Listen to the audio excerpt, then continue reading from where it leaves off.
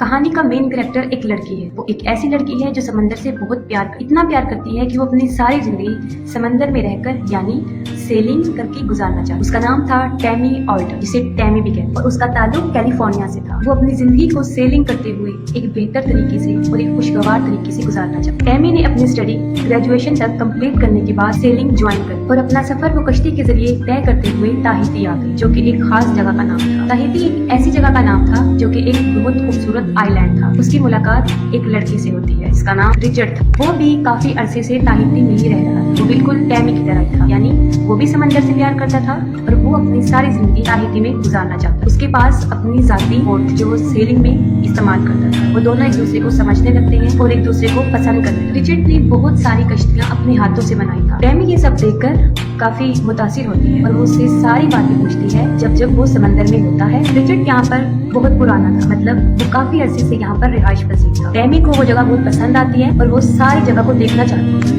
Richard Tammy को समझाता है कि जैसा उसको नजर आ रहा है वैसा कुछ भी नहीं है। वो जैसा सोच रही है वैसा कुछ नहीं होता, मतलब जितना अच्छा उसको नजर आ रहा होता है हकीकत वो नहीं होती। वो उसको बताता है कि यहाँ पर कुछ इतना खास नहीं होता। रात को बहुत सर्दी हो जाती है और दिन में सूरज की तपिश स्किन को काफी नुकसान पहुँचाती है। और समंदर एक ऐसी जगह है जहाँ पर इंसान को नींद नहीं आती। वो कॉन्टिन्यूसली जागता रहता है और उसको इसके साथ भूख भी बहुत ज्यादा लगती है।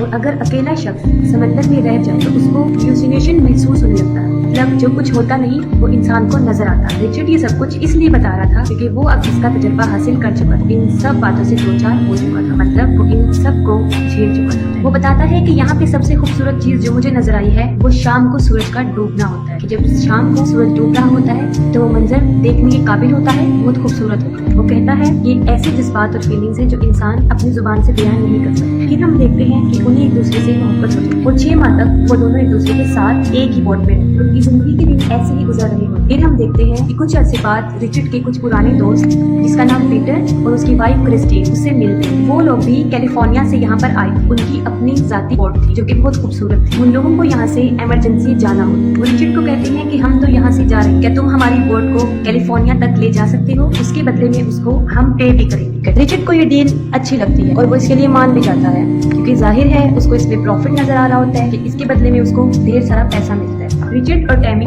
दोनों पीटर की बोट को देखते हैं। उन्हें काफी पसंद आती है और वो इस डील को एक्सेप्ट करके उनकी बोट काफी खूबसूरत। वो अपना सारा जरूरी सामान खरीद कर अपने जाने की तैयारी करते और देखते हैं हमें अपनी मंजिल हमें किस आइलैंड पर रुकना है। ये सब सोचने और अपना फैसला करने के बाद वो अपना सफर शुरू करते हैं और उनका ये सफर तकरीबन 4000 मील का होता है। 4000 मील एक बहुत बड़ा फासला, इसलिए उनको इसमें काफी दिन लगते थे। रिचर्ड अपनी जिंदगी का सबसे बड़ा फैसला करता है। वो टैमी से शादी करने का फैसला और उसको शादी के लिए प्रपोज करता है। टैमी भी उससे मोहब्बत करती है, इसलिए वो उसका फैसला कबूल करती है।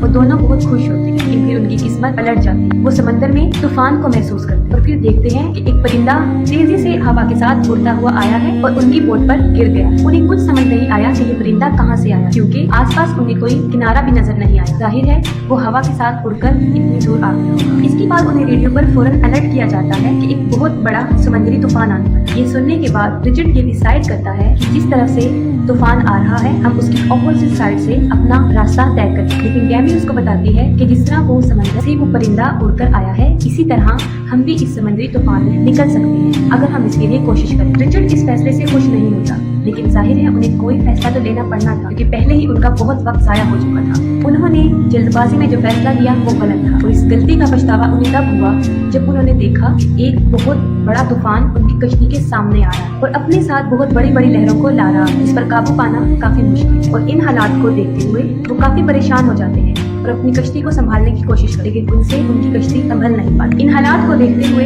रिचर्ड टैमी को कहता है कि वो फौरन नीचे चली जाए। बहुत बड़ी बड़ी लहरें आती और जैसे ही टैमी अंदर जाती है एक बहुत बड़ी लहर आती है जो रिचर्ड को अपने साथ ले जाती है और टैमी भी वहाँ पर गिर जाती है और बेहोश हो जाती है और उनकी कश्ती पूरी तरह तबाह बर्बाद हो जाती है। सुबह जब उसको होश आती है तो वो अपने आसपास पानी और टूटी हुई कश्ती देखती है। इस वाकये में वो खुद भी काफी जख्मी हो चुकी, जगह जहाँ चोटें लग गई थी उसको। उसको काफी तकलीफ भी हुई, लेकिन फिर भी वो हिम्मत करके किसी तरह कश्ती से बाहर आती है और अपने आसपास रिचर्ड को ढूंढती है, लेकिन उसको रिचर्ड कहीं दिखाई नहीं देता। वो रिचर्ड को आवाजें देना शुरू हो जाती है। वो सोचती है कि शायद रिचर्ड बोट से गिर गया और उसको पुकारती पुकारती वो चिल्लाना शुरू करती, लेकिन रिचर्ड नहीं आता। रेडियो से अपनी आवाज भेजने की कोशिश करती, लेकिन इस झटके की वजह से सब कुछ तबाह बर्बाद हो गया होता है। फिर इलेक्ट्रॉनिक चीजों में पानी चला गया होता है। उनकी कश्ती अब बिल्कुल बेकार हो चुकी है, वो अब किसी काम की नहीं रही और वो अब यहाँ समंदर में ही पड़ी, क्योंकि बोट को आगे बढ़ने में जो पर्दा मदद करता है वो बुरी तरह बर्बाद हो चुका होता है। उस पर्दे के बगैर भी कश्ती आगे मूव नहीं कर सकती। वो बहुत सैड होती है क्योंकि रिचर्ड को वो खो चुकी है। वो अपने से कुछ फासले पर एक छोटी बोट देखती है, वो बोट जो उनकी बोट पर पड़ी होती है, और साथ में उसको ये भी महसूस होता है कि उस बोट के साथ शायद रिचर्ड भी है। वो छोटी बोट उनकी कश्ती से काफी दूर होती। अगर वो अपनी बोट छोड़ के जाती तो वो उनसे दूर निकल जाती, इसलिए उसको अकेले छोड़ना अक्लमंदी नहीं। वो सोचती है कि अब उसे क्या करना चाहिए। वो इर्द गिर्द देखती है, उसको एक बहुत बड़ा पर्दा नजर आता है जो बिल्कुल उसी पर्दे की तरह होता है जो कश्ती को आगे बढ़ने में मदद है। उसको लगाने की काफी कोशिश करती, क्योंकि वो काफी मुश्किल काम था और उसमें एक इंसान से वो लग नहीं सकता, उसके लिए ज्यादा लोगों की जरूरत पड़ती। लेकिन टैमी फिर भी हिम्मत नहीं हारी और मुसलसल उसको लगाने की कोशिश करती और आखिर वो कामयाब हो जाती है।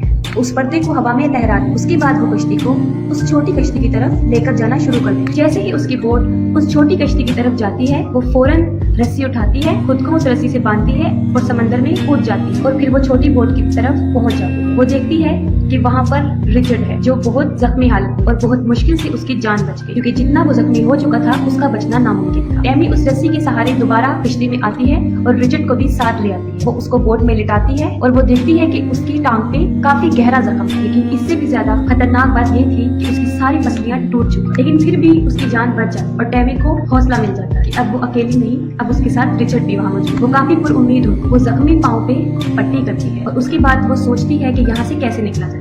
उसके बाद हम देखते हैं कि वो पाइप के जरिए बोट में पानी को बाहर निकालती है और जहाँ से कश्ती टूट चुकी है वहाँ पर टेप के जरिए जोड़ती है। इसके बाद वो यहाँ से निकलने का रास्ता ढूंढती, वो नक्शे को पढ़ने की कोशिश करती है। ये चीज उसके लिए काफी मुश्किल है, लेकिन वो फिर भी उसको पढ़ती रहती है। इसके दौरान उसे पता चलता है कि वो तकरीबन 25 दिन में सैंटियागो पहुँच सकती है अगर उनकी कश्ती तबाह ना हो, लेकिन वहाँ पे हवाएं और लहरें बहुत तेज थी जो उनको आइलैंड यानी उनकी मंजिल से और दूर लेकर जा रही, जिससे उनको साफ नजर आ रहा था कि दिनों तो क्या वो तो महीनों में भी अपनी मंजिल की तरफ नहीं रचा। कोई भी उनकी मदद को नहीं आया तो वो सारी जिंदगी के लिए यहाँ फंस सकते हैं और यहाँ से उनका निकलना नामुमकिन हो सकता, क्योंकि जापान तक उन्हें कोई आइलैंड दूर दूर तक नजर नहीं आ रहा था।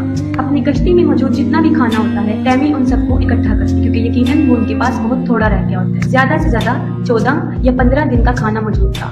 यहाँ पर जो उन्हें सबसे ज्यादा मसला पेश आ रहा था वो पानी का था। उनके पास पीने का पानी नहीं था, क्योंकि शायद लहरों के टकराने से उनका वाटर प्रेशर टूट चुका था और पानी आना बंद हो गया था। लेकिन उनके पास थोड़ा बहुत पानी था जिस पर वो अपना गुजारा चला रहे थे। ये हालात, ये दिन उनके ऊपर एक इम्तिहान की तरह गुजर रहे, क्योंकि वो एक ऐसी जगह पर मौजूद थे जहाँ पर न फिशर्स आते हैं और न कोई सियाह, क्योंकि वो किनारे से इतना दूर थे कि आम इंसान उनको सोच भी नहीं सकता। वो ऐसा महसूस करते हैं कि अब वो यहाँ से कभी भी नहीं जाए। वो यहाँ पर गुम हो गए और सच में वो यहाँ पर गुम हो चुके थे। उन्हें अपनी मौत साफ दिखाई दे रही। एक तो वो समंदर में फंस गए थे ऐसी जगह पर जहाँ पर उनका बचना नामुमकिन है, और दूसरा खाने पीने की तरफ उनका खाना भी दिन ब दिन कम होता जा रहा है। और जो सबसे बड़ी प्रॉब्लम ये थी कि टैमी वेजिटेरियन। टैमी बहुत परेशान होती है। इस पर रिचर्ड उसको समझाता है कि हमारे पास खाना कभी भी खत्म नहीं हो सकता अगर तुम समंदर से मछलियाँ पकड़ती, और ऐसा करने पर टैमी साफ इनकार कर देती, लेकिन उसके बाद वो फिर भी कोशिश करती है, लेकिन हर बार नाकाम हो जाती। टैमी को अपनी गलती का एहसास होता है। वो रिचर्ड से माफी मांगती। रिचर्ड तो बेचारा किसी काम के काबिल ही नहीं था कि वो पूरी तरह जख्मी हो चुका था और उसकी हड्डियां भी टूट चुकी थी। बारिश आ जाती है, इस पर टैमी बहुत खुश हो जाती और खुशी से चिल्लाने लगती है। उनके पास जितने भी बर्तन मौजूद होते हैं वो सबको उन बारिश के पानी से भर लेती है, लेकिन उनकी जिंदा बचने के लिए ये चीज काफी नहीं थी। उनको खाने के लिए भी चीजें चाहिए थी। दिन ब दिन उनकी हालत खराब से खराब तर होती जा रही। वो दोनों लेटे होते हैं। टैमी को दूर एक बोट नजर आता है, एक बहुत बड़ा बोट। वो फौरन फायर करती है। वो फायर से उनको बुलाने की कोशिश करती है, लेकिन वो लोग बगैर उनको लिए वहाँ से चले जाते। वो सोचते हैं कि यहाँ पर कश्ती हो ही नहीं सकती। उन्हें वहाँ रहते रहते तकरीबन 20 दिन गुजर चुके और उनकी हालत बदतर से बदतर होती जा रही। और टैमी उसी चीज का शिकार हो रही जो आपको मूवी शुरू होने के स्टार्ट में बताया था, यानी हेलुसिनेशन, धोखा, फरेबनेस। टैमी अपने अंदर अजीबोगरीब तब्दीलियां महसूस कर रही। वो महसूस कर रही थी कि वो पागल होती जा रही और उसको अब यकीन हो गया था कि अब वो यहाँ से बचकर नहीं निकली और यहीं पर उनकी मौत हो जाएगी। उनके पास वाइन्स की कुछ बॉटल्स थी जिस पर वो अपना गुजारा चला रहे थे और अपने पेट को भर रहे थे। टैमी काफी मेहनत करती और रिचर्ड को बचाने के लिए वो काफी स्ट्रगल करती। उस कश्ती में रहते रहते उनको तकरीबन 40 दिन बीत जाते। टैमी बहुत इल्यूसिनेट करने लगी क्योंकि आपको हमने बताया था कि उसको रिचर्ड ने भी ये बात बताई थी कि कोई शख्स अगर समंदर में ज्यादा अरसे के लिए रहता है तो उसके साथ ऐसा होने लगता है, उसको हर चीज धोखा फरेब नजर आने लगता है। और इन सब हालात से टैमी भी गुजर रही। वो ये बात क्योंकि रिचर्ड तो कब से मर गया था जब उनकी कश्ती डूबी थी, ये सब उसको इल्यूसिनेशंस की वजह से हो रहा था क्योंकि वो काफी शॉक थी और काफी स्ट्रेस की वजह से उसके साथ ये सब हो रहा था क्योंकि वो इस सदमे से बाहर ही नहीं आ रही थी कि वो रिचर्ड को खो चुकी है। और उसकी ये इल्यूसिनेट इतनी पावरफुल थी कि अब तक वो रिचर्ड को महसूस कर रही थी वो सब इसी की वजह से था।